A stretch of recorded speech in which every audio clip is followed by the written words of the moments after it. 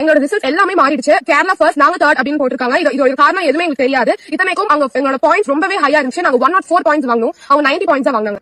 நாங்க தமிழ்நாடு ரெப்ரசென்ட் பண்ணி first place வாங்குறதுக்கான எல்லா எவிடன்ஸ் அண்ட் ப்ரூஃப் எங்க கிட்ட இருக்கு. இது அவங்க எங்களுக்கு கொடுத்த சர்டிபிகேட். அதுல IAS officer Naveen Nicholas sign பண்ணிருக்காரு. அதே மாதிரி நாங்க ஃபர்ஸ்ட் பிளேஸ் வாங்குறதுக்கான கப்பும் எங்க கிட்ட தான் இருக்கு.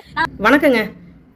ஏமாந்துட்டா இந்த பிள்ளைங்க ஏமாந்துடுச்சு அப்படின்னு நம்ம எடுத்துக்க முடியாது. தமிழ்நாட்டில் இருக்கிற அத்தனை மக்களும் ஏமாந்துட்டோம் அப்படின்னு தான் எடுக்கணும். முதல் ப்ரைஸ் வாங்கினதுக்கான கப்பு இருக்குது, சர்டிஃபிகேட் இருக்குது. இது எல்லாமே இருந்தும் இந்த குழந்தைங்க முதல் இடம் இல்லை 3ஆம் இடம் அப்படின்ற அந்த ஒரு தகவல் கிடைக்கும்போது அந்த குழந்தைங்களுக்கு மனசு எவ்வளவு வேதனைப்படும். இந்த நேரத்தில் அந்த குழந்தைங்களுக்கு சப்போர்ட் பண்ணி ஏமாற விடாமல் பார்த்துக்க வேண்டியது ஒவ்வொரு தாய் தகப்பனுடைய கடமை. அதையும் தாண்டி அந்த குழந்தைங்க ஏமாந்து போச்சு அப்படின்னா அது முழுக்க முழுக்க அந்த குழந்தைங்களுக்கு மட்டுமான ஏமாற்றம் கிடையாது, இங்கே இருக்கிற ஒட்டுமொத்த மக்களினுடைய ஏமாற்றம் அப்படின்னு தான் எடுத்துக்கணும். ஸோ குழந்தைங்க கேட்குற மாதிரி சிஎம் சார் உயர் பதவியில் இருக்கக்கூடிய அத்தனை நபர்கள்ட்டையுமே இந்த காணொலி மூலியமாக நான் கேட்டுக்கிறது, அந்த குழந்தைங்களை ஏமாற்றம் இல்லாமல் பார்த்துக்குங்க. அந்த குழந்தைங்களுக்கு தேவையான நியதியை வாங்கி கொடுங்க.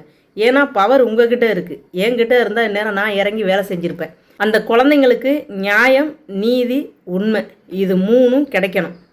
இந்த வீடியோவை முடிஞ்ச மட்டும் எல்லாருக்கும் பகிருமாறு தாழ்மையுடன் கேட்டுக்கொள்கிறேன்.